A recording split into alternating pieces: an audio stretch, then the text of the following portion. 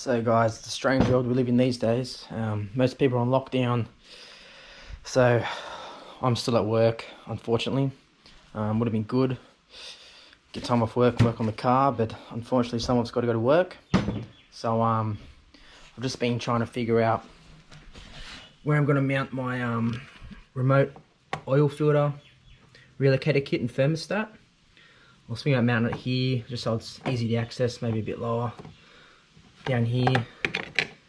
So got the Tarks oil block adapter, which will be bolted down there, which will flow to the oil filter relay kit, the G-Rex universal one, and then it's got a thermostat inbuilt as well.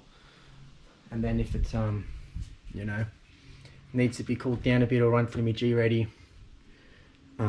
oil cooler, which I've had for a while. I'll just put that back on, which will be bolted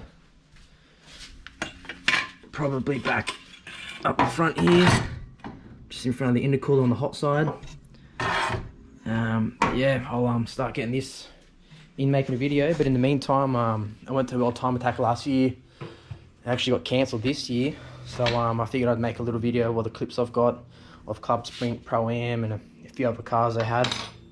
So yeah, enjoy the photos, and if you know anyone that was in it racing, there's one 180 out there, a white one.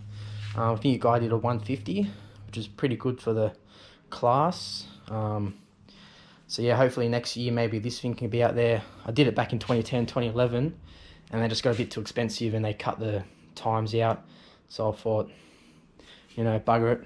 But yeah, I'll be definitely keen to get this thing ready and get it back out on the track in the near future.